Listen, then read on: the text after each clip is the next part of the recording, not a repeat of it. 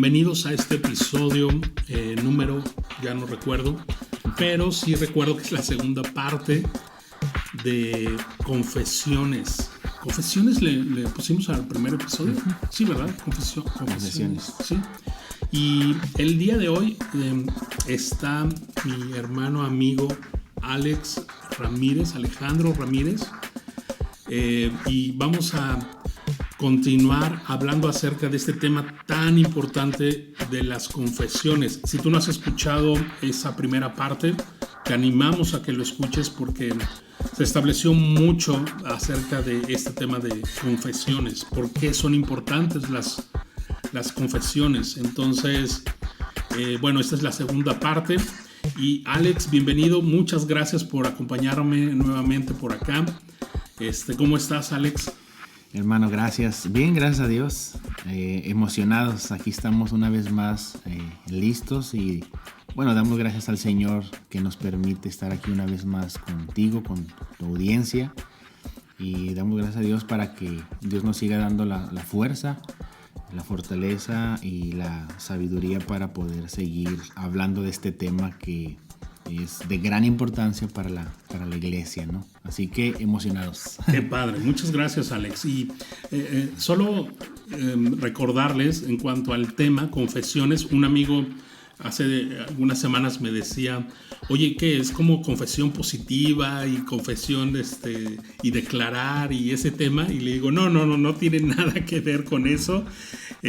Confesiones de fe, y si no te suena como el tema, pues precisamente por eso estamos grabando este episodio. Quédate con nosotros hasta el final, escúchalo, disciérnelo, y lo que veas en la palabra de Dios, lo que Dios te habla a tu corazón, pues atesóralo, ¿no? Y lo que no, pues simplemente deséchalo. Pero sí, era importante eso. Y también aclarar, hemos estado ausentes un par de semanas. En lo personal hemos pasado por algunas pruebas ahí medio complicadas. Ya les platicaré en otro episodio porque es un buen testimonio lo que Dios ha hecho. Pero ya estamos acá. Y muchas gracias, Alex, por tomarte ese tiempo. Y pues ya estuvimos platicando un buen rato antes de grabar, que hubiéramos puesto rec, ¿no? Porque estábamos hablando de cosas también bien importantes y bien padres acerca y alrededor de la palabra y de nuestro Señor. Pero bueno, pues la primera pregunta, Alex, para que puedas tú contestar. Pero antes de eso, recuerdo que tú tienes una introducción. ¿Qué quisieras? Que la introducción comentaras y después te pregunto. Sí. Pudiera ser, ¿verdad? Sí, es una forma como para conectar lo pasado que dijimos con lo que proseguimos a seguir diciendo, ¿no? Pero bueno, una de las cosas que habíamos comentado anteriormente es que, bueno, una de las marcas que identifica a una iglesia saludable es que ella debe ser confesional, ¿no?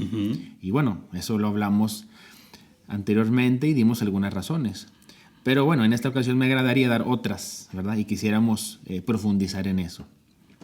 La iglesia siempre ha sido confesional. Algunas iglesias lo han hecho formalmente y de manera responsable, vamos a decirlo así. Y otras han sido informales en esta área, y yo creo, hermano, que irresponsablemente lo han hecho en esta área, ¿no? Las iglesias. Entonces las confesiones de fe pues han sido necesarias porque, como lo vimos la vez pasada, algunas personas por su pecado no se han ajustado a la revelación clara que la Biblia tiene ni al consenso general que la iglesia tiene, sino que ellos pues han llegado a sus propias particulares, extrañas y falsas, ¿verdad?, conclusiones. Y bueno, independientemente si las conclusiones de estas personas son falsas o no, en la iglesia, desde prácticamente la muerte de los apóstoles, se han dado pues diferencias, ¿verdad?, en la forma en la que algunos han interpretado, pues, por ejemplo, la cristología, la eclesiología, la soterología, que la doctrina de Dios, que la escatología, cómo debe ser gobernada la iglesia local, el tema de los dones, hasta dónde llega la autoridad de los ancianos, que era de lo que ahorita estábamos hablando, de estos temas, ¿no? En fin, ¿verdad? Si usted, hermano, se pone a hacer un estudio histórico desde el siglo II, por así decirlo más o menos, pues usted se va a encontrar que en el seno de la cristiandad pues se han dado muchas, diversas y hasta contrarias interpretaciones respecto a todos estos temas. Pero la iglesia, el núcleo de la iglesia bíblica, en todos los tiempos ha coincidido bíblicamente y por el Espíritu Santo en interpretar de una manera certera todas estas doctrinas. Así que a causa de estas diferencias, a causa de estas diferentes interpretaciones de la iglesia de todos los tiempos, pues se ha visto la necesidad de redactar credos y confesiones, que es lo que anteriormente habíamos comentado. Y lo han hecho simple y sencillamente con el fin de precisar los términos bíblicos de tal manera que no se lleguen a conclusiones que no son bíblicas, ¿no? Y he ahí la importancia de las confesiones, ¿no? Y el episodio pasado platicabas, Alex, que muchos dicen no tener una confesión, ya lo estaremos viendo más a detalle, pero la primera pregunta sería, ¿por qué es necesario que la iglesia local tenga una confesión de fe? Claro. ¿Por qué la iglesia tiene que confesar su fe? Claro. ¿Qué te parece si vamos aterrizando el tema y vámonos a la Biblia? En este caso vamos a tener Mateo capítulo 16. Vamos a leer del 13 al 17 y vamos a tratar de ir contestando esta pregunta y dándole teología, dándole Biblia, porque hay un tema muy importante que es que Dios a nosotros nos ha dado una racionalidad. Y eso es el tema de hoy prácticamente, contestando a la pregunta, ¿no? Entonces, ¿qué te parece si lo leemos? Sí, aquí lo tengo, Mateo 16, 13 al 17. Dice así: Viniendo Jesús a la región de Cesarea de Filipo, preguntó a sus discípulos diciendo: ¿Quién dicen los hombres que es el Hijo del Hombre? Ellos dijeron: unos Juan el Bautista, otros Elías, y otros Jeremías o alguno de los profetas. Jesús les dijo: ¿y ustedes? ¿Quién dicen que soy yo? Respondiendo Simón Pedro dijo: Tú eres el Cristo, el Hijo del Dios viviente. Entonces le respondió Jesús: Bienaventurado eres, Simón, hijo de Jonás, porque no te lo reveló carne ni sangre, sino mi Padre que está en los cielos. Así es. Entonces, aquí vemos a Cristo interesado en conocer cuál es la cristología que el mundo tiene, ¿verdad? Todo hombre tiene una opinión sobre Cristo, lo amen o no lo amen. Bueno, que él fue un profeta, que fue un buen hombre, que fue un liberador de los pobres, ¿no? Libertador de los pobres le llaman. O algunos que fue un izquierdista, que fue un mártir, que fue un revolucionario y un montón de adjetivos que le ponen a Cristo, ¿no? Es decir, de Cristo se dice en el mundo muchas cosas. Pero si se dan cuenta, ninguna de las opiniones que el mundo tenía de Cristo eran verdaderas. No, pues que él no era Juan el Bautista, que Elías y que esto, que lo otro, y bueno. Pero en el versículo 15 dice: ¿y vosotros?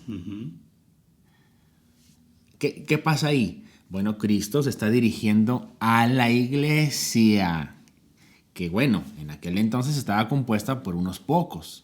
Pero si te fijas, ahí hace una distinción. Y ustedes, y vosotros, ¿no? Ahora, Cristo dice: yo quiero que como iglesia, que prácticamente eso es lo que está pasando acá. Cristo dice: yo quiero que como iglesia me digan cuál es su cristología, ¿verdad?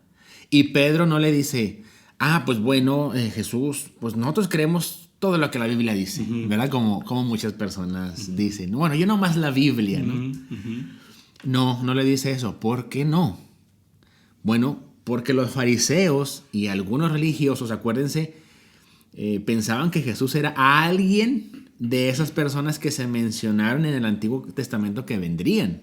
Entonces, los apóstoles hubieran dicho: nosotros creemos sobre ti lo que la Biblia dice. Bueno, se podían estar identificando con lo que algunos del mundo que conocían el Antiguo Testamento decían, ¿verdad? Así que decir eso, pues prácticamente era no decir nada.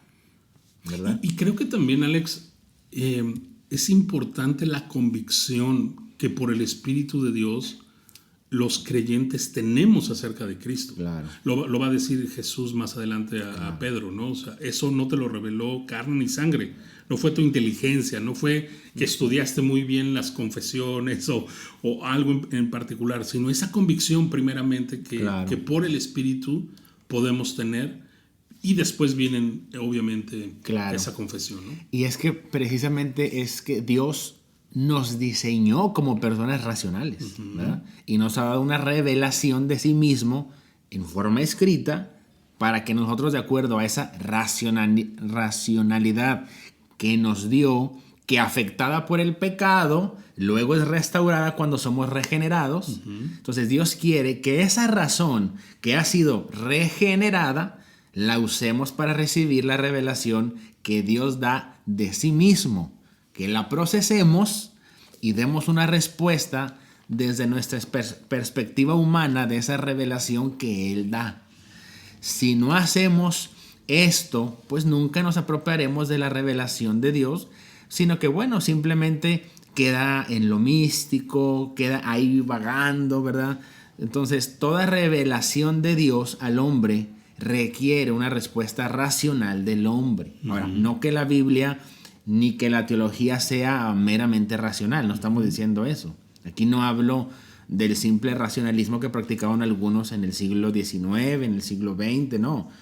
Y ellos pues quisieron racionalizar la Biblia basándose en el método científico y entonces negaron muchas de las cosas que la Biblia dice. No, aquí de lo que nosotros hablamos es de una razón regenerada, ¿ok? De una razón que ha sido invadida por el Espíritu Santo, de una razón que ha sido santificada, de una razón que, aunque no entiende racionalmente algunas cosas que la Biblia dice, las acepta por fe, pero da una respuesta a lo que Dios da.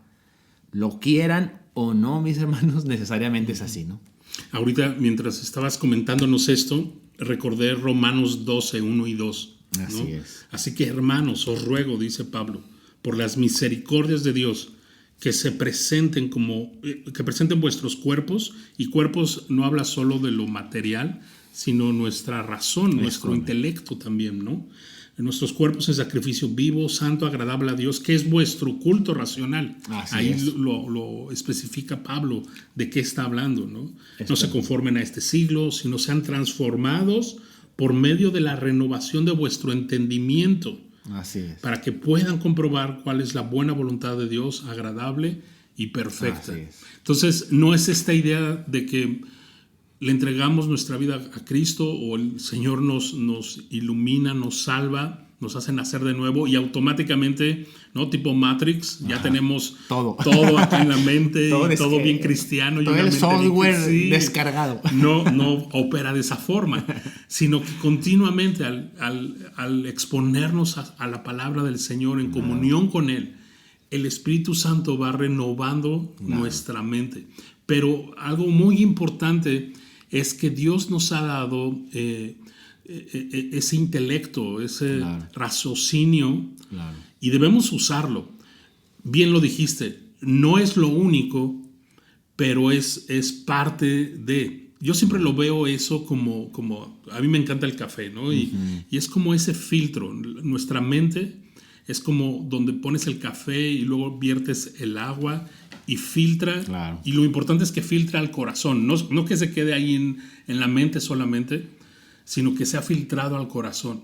Pero es necesario que entre por el intelecto, por la razón, ¿verdad? Y una razón que ha sido regenerada, que esa es la clave aquí, ¿no? Porque hay muchas personas que han estudiado la Biblia, pero de manera intelectual, y lo único que les ha servido es para más condenación. Exacto. Pero bueno, lamentablemente hay mucha gente hoy en día, a mí me ha tocado personas dentro de las iglesias que me dicen, bueno, pero ¿para qué estudiar teología? O esa palabra les da miedo, la verdad. Les da miedo, no sé, pero es que son puras especulaciones humanas, etcétera, etcétera. No, pero díganme ustedes, hermanos, ¿quién no hace teología? Todos hacen. El ateo, cuando le preguntas qué piensa respecto a Dios, en cuanto empieza a contestar ya está haciendo teología. Así es. Entonces, todos los hombres somos teólogos por naturaleza en ese sentido. ¿Por qué? Precisamente por lo que estamos hablando, porque Dios nos dio una razón para procesar las cosas como su revelación general, así como su revelación especial, ¿verdad? Creo que debemos comprender que la fe bíblica y la razón no son opuestas. No. Es verdad que hay muchas cosas que no podemos comprender. Una de ellas es por qué Dios nos salva, Claro. por qué Dios nos amó en Cristo. O sea, eso teológicamente a lo mejor me puedes contestar, pero el por qué lo hizo Sí. Dios no lo podemos comprender y tenemos que aceptarlo por fe. Así es. Obviamente muchas cosas, pero no, la fe bíblica no está peleada con la razón. No. Y es que en sí nosotros no tenemos una fe ciega. Exacto. Nosotros creemos porque hemos visto, como dice Juan, lo hemos visto y testificamos. Así que muchas personas, sobre todo gente atea o agnóstica, siempre van por esa línea, ¿no? Entonces, no, la verdad es que no, eso es una falacia como tal. Pero bueno, volviendo al tema, Cristo le dice aquí a su iglesia, bueno, vamos a ponerlo así, imagínate a Jesús diciéndoles, bueno, díganme ustedes, iglesia, iglesia mía, ¿qué piensan de mí con esas lecturas que han hecho de la Escritura por mucho tiempo? O sea, con esa razón regenerada que yo les di, úsenla y díganme qué es lo que ustedes creen. Y entonces Pedro da la respuesta. Tú eres el Cristo, el Hijo del Dios viviente. Esta fue la primer confesión de fe de la iglesia cristiana. Esa fue la respuesta que la razón regenerada de la iglesia estaba dando de lo que habían entendido de la revelación que les dio Dios a través de Cristo Jesús. ¿Ves? Ahí está un ejemplo perfectamente de lo que ahorita estábamos explicando. Es como si Pedro en una sola frase estuviera resumiendo la doctrina más importante de la fe cristiana. Así ¿no? es, así es. Y usó ese razonamiento que Dios le había dado, un razonamiento regenerado. Entonces, toda iglesia y todo cristiano debe dar esa respuesta confesional. Es decir, ¿qué es lo que yo creo que la Biblia dice acerca de Cristo, acerca del Padre, acerca del Espíritu Santo, etcétera, etcétera? Pero puede que alguien diga, bueno, pero eso es una declaración humana. Vamos a ponerlo así. Sí, pero es que tú no eres un alien, tú no eres un extraterrestre, como Claro. por así decirlo. Tú no eres de Marte. Claro que Dios quiere una respuesta del corazón humano a la revelación que da. Y eso no es pecado, es más, Claro. es una muestra y evidencia de que yo he sido impactado por la revelación de Dios. Si no hay una respuesta del alma y la razón humana, entonces es porque eso a mí no me vale nada, ¿verdad? Entonces, por otra parte vemos que dice, tú eres el Cristo, el Hijo del Dios viviente. Entonces, la Biblia está llena sobre ciertas declaraciones cortas, las vemos, ¿verdad? Sobre algunos importantes temas. Por ejemplo, el apóstol Pablo dice que respecto a Cristo, nosotros creemos que Él vino a este mundo, que fue muerto, que fue resucitado, que Él está sentado a la diestra de Dios. O sea, si podemos ver, son declaraciones cortas que la Biblia da sobre Dios. Esas son confesiones de fe. Por ejemplo, oye Israel, Jehová nuestro Dios, Jehová uno es. Bueno, eso es una confesión de fe. Cristo resucitó entre los muertos. Eso es una confesión de fe, ¿verdad? Entonces estamos declarando lo que nosotros creemos que la Biblia nos dice acerca de Cristo. Entonces la Biblia está llena de esas cortas declaraciones y la iglesia, a través de toda su historia, como hemos comentado, ha practicado el dar esa respuesta de la razón regenerada para confesar lo que la iglesia cree sobre Cristo. Es no decir nada cuando yo digo, aquí creemos lo que la Biblia dice. Eso es, hermanos, prácticamente no decir absolutamente nada. Claro.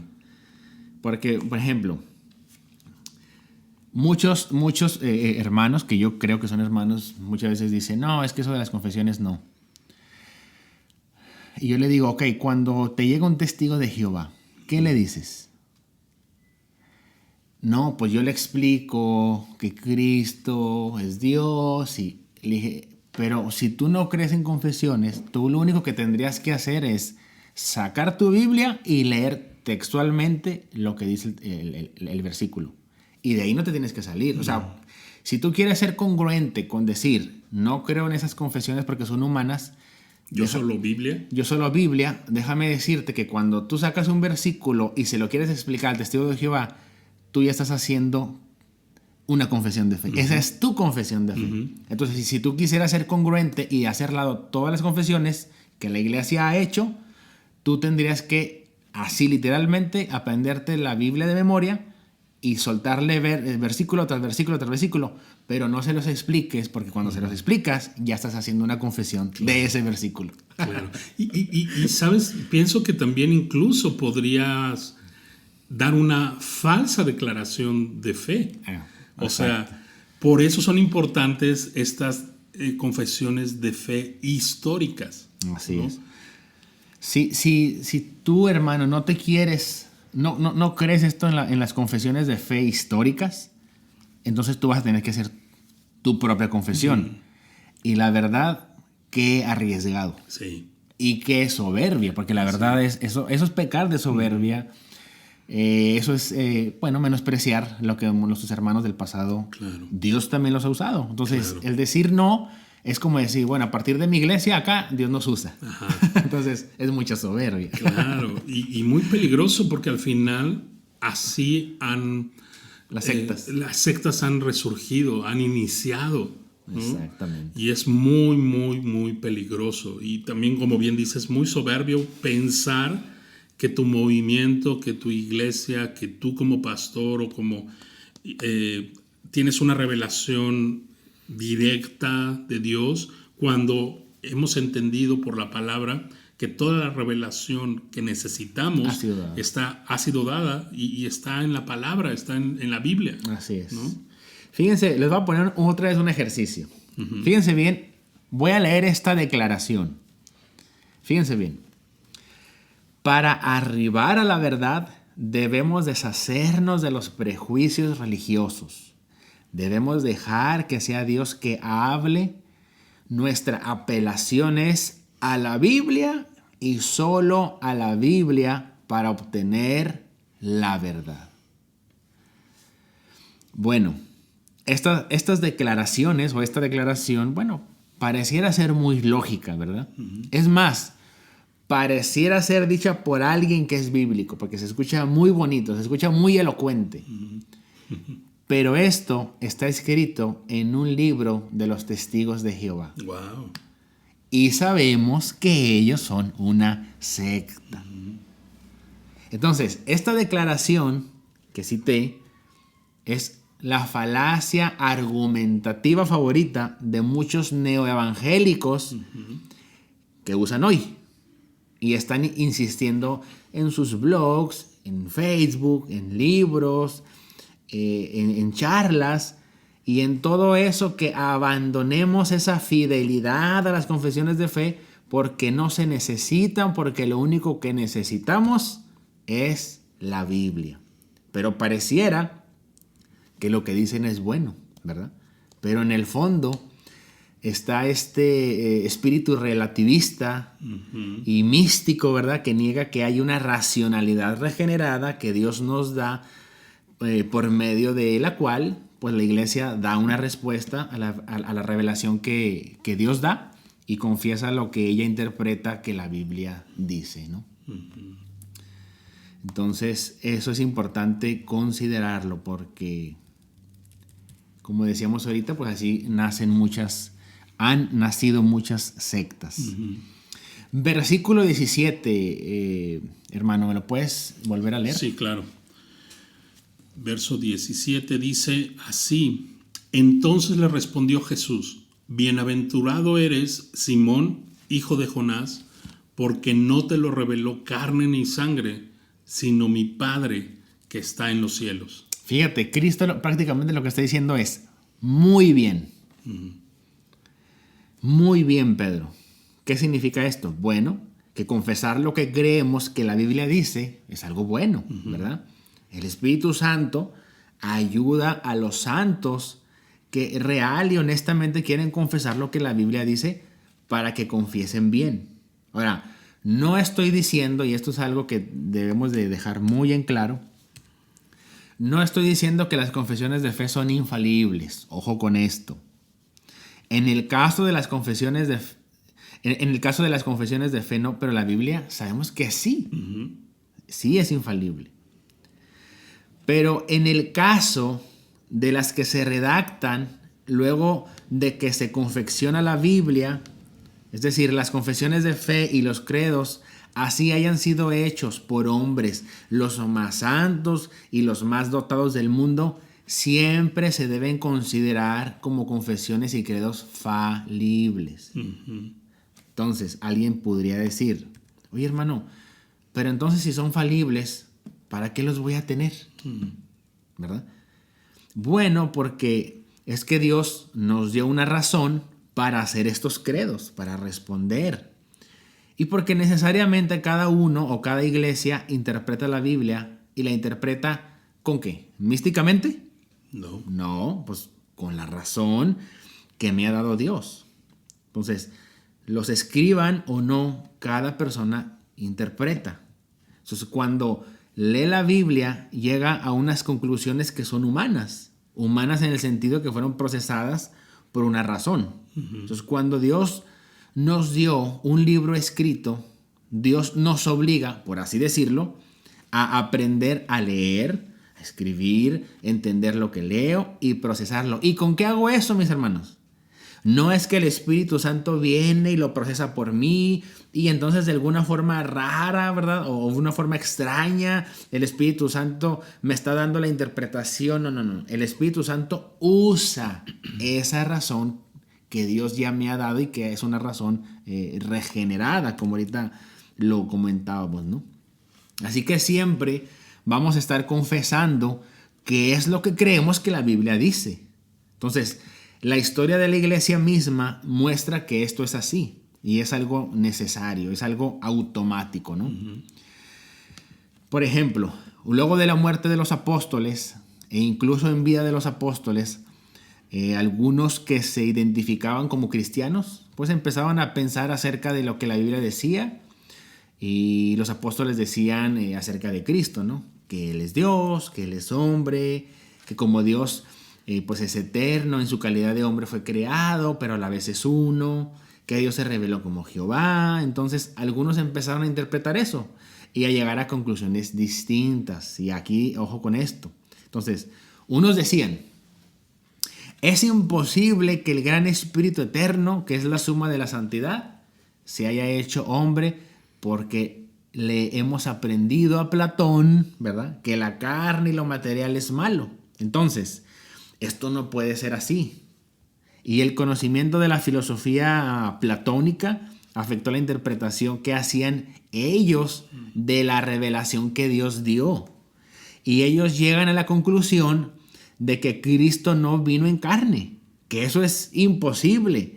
Lo espiritual y lo puro no se pueden mezclar con lo material que es malo, ¿verdad? Así que Cristo vino como una especie de ser etéreo, por así decirlo, que tenía la apariencia de hombre, pero que realmente no era hombre, decían ellos, ¿no? Entonces otros empezaron a decir que si Cristo es Dios, es imposible que haya muerto, ¿no? Dios no muere, decían ellos. Así que lo que hubo en la cruz fue una parodia y Él simuló que sufría, pero Él no podía sufrir porque si Él es Dios, pues Dios no sufre. Bueno, el apóstol Juan escribió su evangelio y sus cartas para contrarrestar eso, ¿verdad? Y él confesó lo que la iglesia cree sobre Cristo y dijo, si alguno no cree que Cristo vino en carne, no es de Dios, ¿verdad? Entonces eso es un incipiente gnosticismo que se empieza a dar en el siglo I. En vida de los apóstoles. Estamos hablando que en vida de los apóstoles ya estaba levantándose esta secta, ¿no? Así que, como lo hemos dicho, pues las confesiones de fe y los credos han sido una práctica común en la historia de la iglesia cristiana. Fíjate que me llama mucho la atención esto, la respuesta de Pedro, ¿no? A la pregunta de Jesús. Y Jesús no le dijo a Pedro, casi, pero no citaste el Antiguo Testamento, ¿no? No, sino que al contrario, ¿no? Reconoce Jesús que esa declaración no vino de origen de Pedro, claro, ¿no? Porque él sea el más inteligente de los discípulos o algo así, sino que el Espíritu Santo trajo esa convicción, ¿no? Entonces me llama mucho la atención eso. Los que dicen, no, yo solo Biblia, pues entonces si fuera así, Jesús le hubiera dicho a Pedro, no, Pedro, perdón, solo Biblia. Claro, exacto. Y ahora, por favor, no nos malinterpreten. No estamos diciendo que la Biblia no es suficiente, al contrario, la Biblia es suficiente, no contiene error, es infalible, la palabra de Dios es eterna. O sea, no necesitamos más allá de la palabra de Dios. Las confesiones históricas están basadas, claro, en la palabra de Dios, ¿no? Claro. Entonces, por favor, no quisiéramos que nos malentiendan en ese sentido. Sí, claro. Por ejemplo, hablando ahorita de lo que comentas, por ejemplo, existen confesiones de fe, pero también existen los credos, el credo apostólico, que son confesiones cortas, precisas. Y también existen los catecismos. Ok, platícame un poco de eso. Por ejemplo, el catecismo, obviamente, a mí me suena como claro, católico romano, pero sé que no es realmente el origen. No, es que en sí la palabra catecismo es catequesis, es una enseñanza. Okay. O sea, prácticamente es una enseñanza, prácticamente es doctrina lo que tú estás hablando ahí. Entonces, una forma muy interesante que nuestros hermanos del pasado hicieron es precisamente hacer catecismos. Por ejemplo, existe ahorita el catecismo menor de Westminster o el catecismo mayor de Westminster, y eso ustedes lo pueden buscar en internet y ahí ustedes lo descargan. Si ustedes le echan una estudiada, van a ver que son preguntas muy sencillas, porque nuestros hermanos, a pesar de ser confesiones, a pesar de ser credos, todo eso lo hicieron de una manera sencilla para que también los padres les enseñaran a sus hijos. Entonces, tú, por ejemplo, en la primera pregunta, me parece, del catecismo menor de Westminster, ¿para qué fue creado el hombre? Y la contestación es para la gloria de Dios. Para que se deleite en Dios y para la gloria de Dios. Ahora, el papá agarra ese catecismo menor y en la semana con su familia hace un devocional y le enseña a su hijo. A través de este catecismo tú le puedes enseñar a tus hijos. Entonces tú puedes agarrar uno de esos catecismos, estúdialo y tú puedes hacer un devocional con tu familia. Y esas preguntas que son muy fácil de que el niño lo entienda, pues es un camino que también nosotros como padres podemos tomar para que nosotros podamos empezar a enseñarles a nuestros hijos acerca de nuestra fe, acerca de Dios, acerca de la Biblia, acerca de Cristo. Pero eso es lo que nos ayuda, son herramientas valiosísimas, ¿verdad? Para no desviarnos y que yo como papá empiece a sacar interpretaciones de quién sabe dónde. No, o sea, prácticamente eso es un camino, es un cerco que nos lleva de la mano para enseñar a mí mismo y a otras personas, ¿no?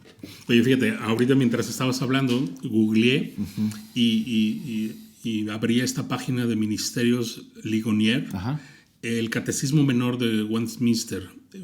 Precisamente esa pregunta, ¿cuál es el fin principal de la existencia del hombre? ¿No? El fin principal de la existencia del hombre es glorificar a Dios y gozar de Él para siempre. Así es. ¿No? Segunda pregunta, ¿qué norma ha dado Dios para enseñarnos cómo podemos glorificarle y gozar de Él? Respuesta, la palabra de Dios que está contenida en las Escrituras del Antiguo y Nuevo Testamento es la única norma para enseñarnos cómo podemos glorificarle y gozar de Él. O sea, me encanta porque si tú eres cristiano, si tú eres hijo de Dios, si crees que la Biblia es inerrante, ¿no? Que es eterna, que es la palabra de Dios, sabes, estas preguntas y estas respuestas podrás estar de acuerdo que Eso es lo que enseña la Biblia. Claro. ¿No? Claro. Pero como bien dices, este catecismo menor, ¿no? Nos ayuda a comprender y nos ayuda como de forma sistemática, ¿no? A responder Claro. preguntas que son sumamente importantes y más en la sociedad en la que vivimos el día de hoy, que dice que pues somos un accidente, ¿no? Claro. Que somos por la suerte el universo fue creado, etcétera, que no tenemos propósito, etcétera, ¿no? Sí, es que es una forma muy pedagógica. Y esto te ayuda para que tú puedas ir aprendiendo más de la palabra, y a tus hijos pues no se diga, ¿no? Entonces, lo que comentamos ahorita, por ejemplo, es que en el siglo II, en vida de los discípulos, en vida de los apóstoles, pues la iglesia empezó a ser invadida por falsas interpretaciones, ¿verdad? Empezaban a pensar ciertas cosas y llegaban a conclusiones distintas. ¿Y qué fue lo que tuvieron que hacer? Bueno, sentarse a redactar frases cortas, como muchas de las que la Biblia contiene, para asegurarse que cada uno de los miembros entendieran, interpretaran bien lo que la Biblia dice. Por ejemplo, el credo apostólico, que era el que ahorita creo que lo comentamos, que se terminó más o menos de confeccionar en el siglo IV, realmente fue la acumulación histórica de esas declaraciones cortas que los pastores hacían y que necesitaban que la gente confesara, ¿verdad? Y que declarara también. ¿Para qué? Bueno, pues para recordarles qué es lo que la Biblia, qué es lo que la iglesia bíblica interpreta sobre Dios, sobre Cristo, sobre el Espíritu Santo, ¿verdad? Sobre la iglesia, etcétera, etcétera. Entonces, hay algunos historiadores que dicen que el credo se confecciona porque cuando iban a bautizar, en este caso a los nuevos convertidos, los pastores les preguntaban: ¿crees que existe un solo Dios Padre? Ellos decían: sí creo. ¿Crees que ese Dios Padre es el creador de todas las cosas? Sí creo. ¿Crees que existe un Dios Hijo que fue concebido por el Espíritu Santo en el vientre de la Virgen María? No, pues que sí creo. ¿Crees que Jesucristo murió y padeció bajo Poncio Pilato, fue sepultado y resucitó el tercer día? No, pues que sí creo. ¿Crees que Cristo vendrá nuevamente para juzgar a los vivos y a los muertos? Sí creo. Entonces, si nos fijamos bien, es una práctica. Claro. Es una práctica constante. Si no hacemos esto, la iglesia se disipará en una cantidad de diversidad de interpretaciones, ¿verdad? Cada quien tendría su propia interpretación y todo lo que hoy en día está pasando en las iglesias. Entonces, si la iglesia no confiesa lo que cree, la iglesia se convertiría en una telaraña interminable y confusa de interpretaciones particulares. Incluso aquellos que dicen: aquí no tenemos credos, tenemos la Biblia. Bueno, ellos tienen su propio credo, solo que no lo escriben, ¿verdad? Lo cual implica peligro, como ahorita lo habíamos comentado. ¿Por qué? Porque no hay un procesar y además no hay una identidad histórica necesariamente con lo que la iglesia cree. Así que la iglesia, hermanos, confiesa siempre, y esta siempre ha sido su práctica. Exactamente. Es muy valioso esto, porque, claro, decir yo soy bíblico, ¿no?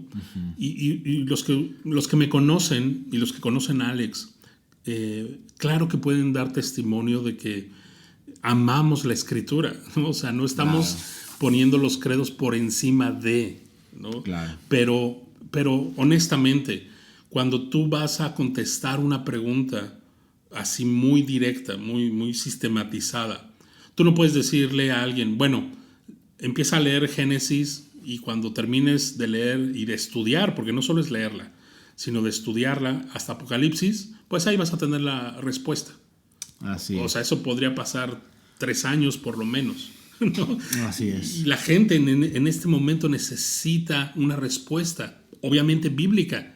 Ok, los credos, las confesiones históricas tienen ese propósito. Claro. ¿No? Así es. Entonces, dicho sea de paso, ahorita que estabas haciendo referencia al credo de los apóstoles, tengo un amigo, Joel Contreras, que tiene una canción que principalmente es eso, el credo de los apóstoles, y se llama su canción Credo. Está padrísima, búscala ahí en YouTube. Le mandamos un saludo a Joel Contreras, que él fue el culpable por el cual conocí a mi esposa. Pero bueno, esa ya es otra historia también, pero te mando un saludo, Joel. Y es muy buena rola, creo, ¿no? Y está basado en el credo de los apóstoles, ¿no? Así es. Otra cosa que quisieras añadir, Alex. No, pues yo creo que, para ir cerrando, creo que nosotros tenemos un llamado a predicar la palabra, pero tenemos que ser muy fieles a la palabra. Nosotros no estamos aislados de las iglesias. Nosotros no empezó la revelación con nosotros hace 10, 15 años. Entonces nosotros tenemos que conocer la historia, ser sensibles a lo que el Espíritu Santo ha hecho a través de la historia, para que nosotros no corramos peligro de estar hablando en el púlpito cosas que nadie ha creído.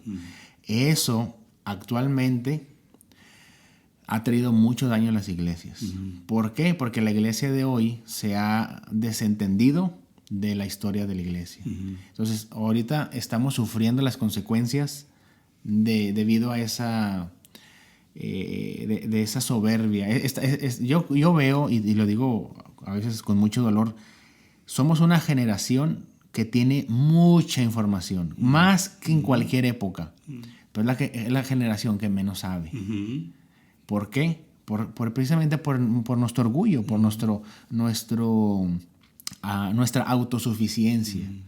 Y yo creo que sí tenemos que ser muy humildes, voltear a ver las confesiones, los credos, y de qué forma mi iglesia está llevando lo que creemos, cómo lo está confesando, y si lo que yo creo como iglesia lo ha creído alguien más. Porque si yo acabo de sacar una revelación nueva, mis hermanos, en verdad lo digo, está cerrando. Está cerrando, y vas a traer mucho dolor a muchas personas. Con estos pastores que se creen apóstoles, que se creen profetas, hermanos, han traído demasiado daño a las iglesias. Es un desorden en muchas iglesias. Y lo más triste es que muchos que están ahí creen que son cristianos. Y la verdad es que no lo son. No lo son, no solamente por sus frutos, que son obvios, sino porque una persona que habla lo que habla, que no es bíblico, y dura mucho tiempo así, yo dudo de que tenga una comunión con Dios. Claro. Posiblemente sea un lobo rapaz vestido de oveja. Así es. Entonces, para nosotros alejarnos de eso, buscamos una historicidad. Es decir, lo que enseñamos, quién más lo ha enseñado, cómo lo han enseñado y quién más lo ha creído. De esa manera vamos a proteger a nuestras iglesias. Si verdaderamente nosotros nos preocupamos por predicar la palabra, y si nos preocupamos por nuestras iglesias o por nuestras ovejas, debemos de atender a esto, ¿verdad? Hechos 2:42, ¿no? Dicho sea de paso, este ministerio pues está basado en eso. Claro. Hechos 2:42, y perseveraban. No, perseverar habla de estar ahí constantemente, ¿no? De estar escarbando, de estar meditando, perseveraban en la doctrina de los apóstoles. Así es. ¿No? Y es súper importante y muy valioso esto que comentas también, el reconocer que en otros tiempos Dios también ha influido en el corazón de hombres piadosos. Qué importante es voltear y ver qué es las conclusiones de pronto a lo que llegaron los padres de la iglesia, por ejemplo. Claro. Que sabemos que, otra vez, no es la misma autoridad del fundamento de los apóstoles, pero los padres de la iglesia se basaron en eso. Así es. ¿No? Y revisarlo eso y discernirlo espiritualmente, y obviamente con la Biblia en la mano, ¿verdad? Ahora, muchas personas de pronto dicen, no, yo no, confesiones históricas, no, credos, no, porque a lo mejor tuvieron cierta experiencia con alguna persona, con alguna denominación que los hirió, que fue a lo mejor muy legalista o que fue... Pero eso no mancha. Es como decir que no soy cristiano porque cristianos me han ofendido o me han...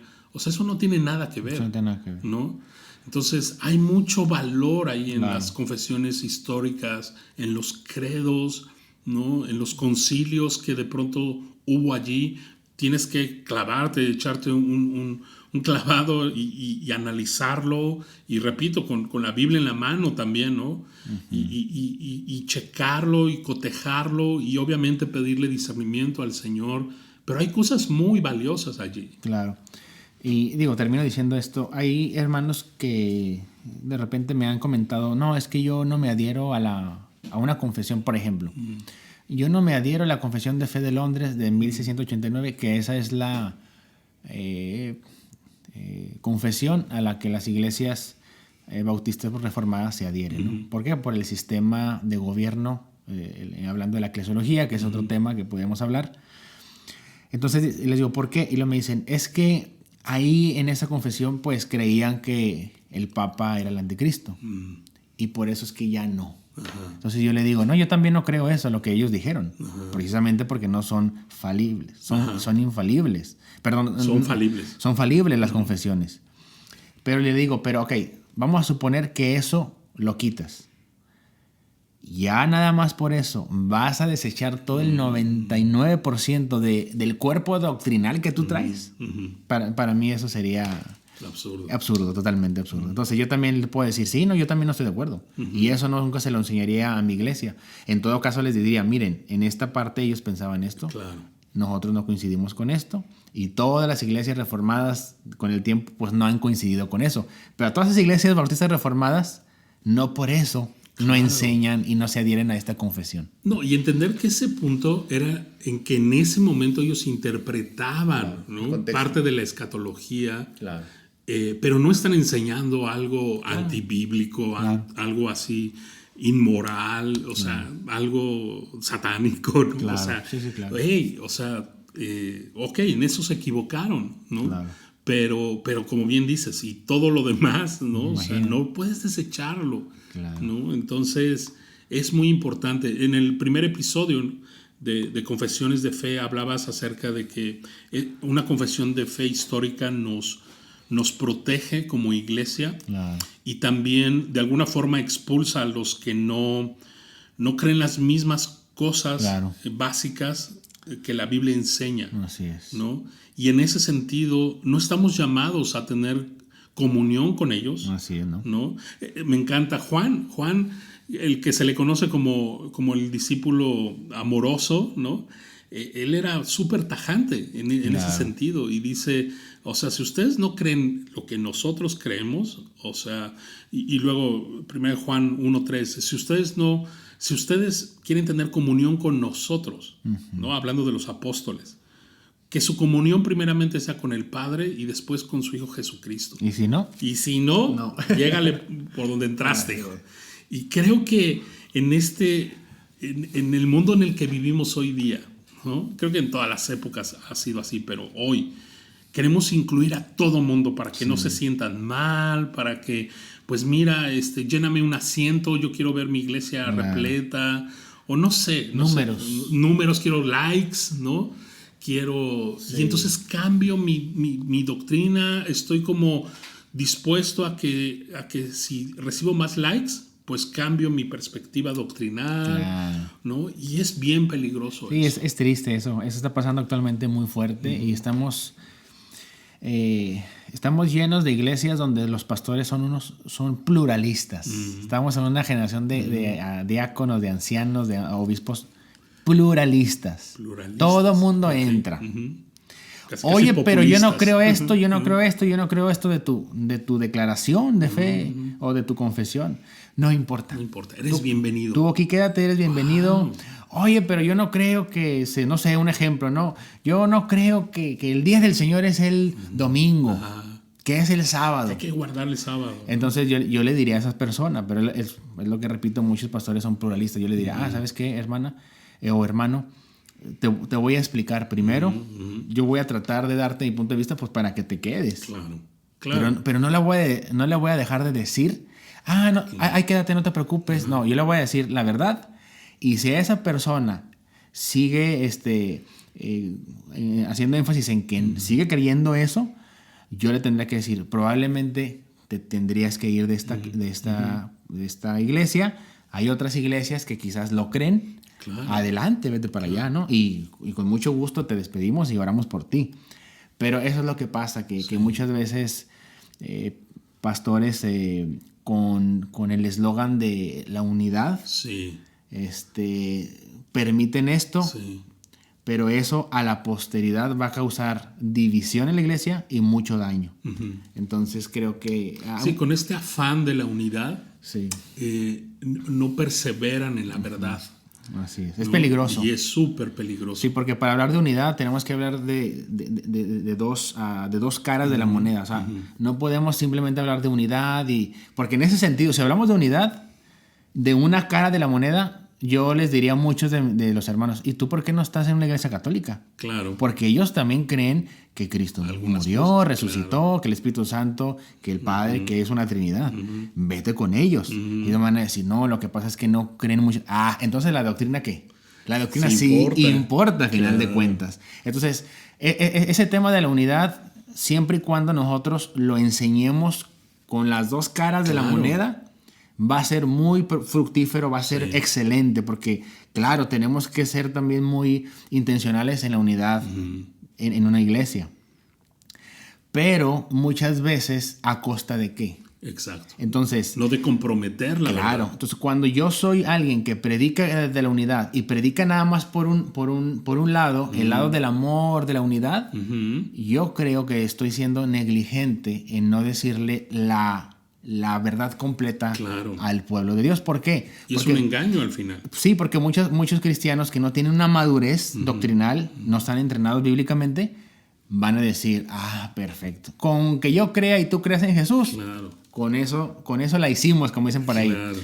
Y es verdad, eso es bueno, pero hay otras cosas en las que sí es importante que tenemos que estar de acuerdo. No, y que de pronto le escarbas un poquito y muchos creen en un Jesús, no el que Dios, el Padre, revela en su palabra.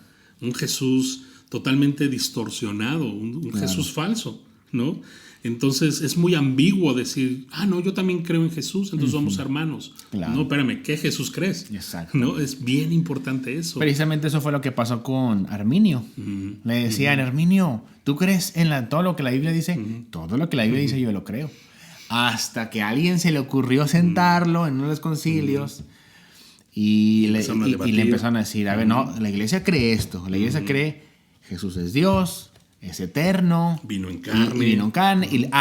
No, entonces no creo lo que le ¿sí te fijas? Exacto. Pero si nosotros nos vamos sobre eso, pues todos vamos a ser hermanos en Cristo. Y eso es muy peligroso. Y eso es lo que yo llamo la doctrina, la doctrina de John Lennon, ¿no?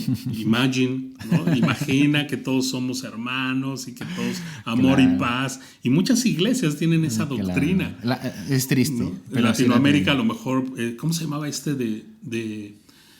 ¿cómo se llama? Tómate de las manos, el que cantaba. Los abuelitos lo escuchaban. Perales, algo así. Agárrense todos de las manos, ¿no? Sí. Y la unidad y el amor.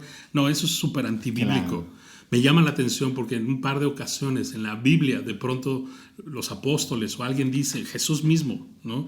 Y si no están conformados en esto, no les digas bienvenido. Así es. O sea, sacúdete el polvo de los pies y darles la vuelta si no quieren recibir el evangelio. O sea, hay un rechazo. Y a eso somos llamados como creyentes.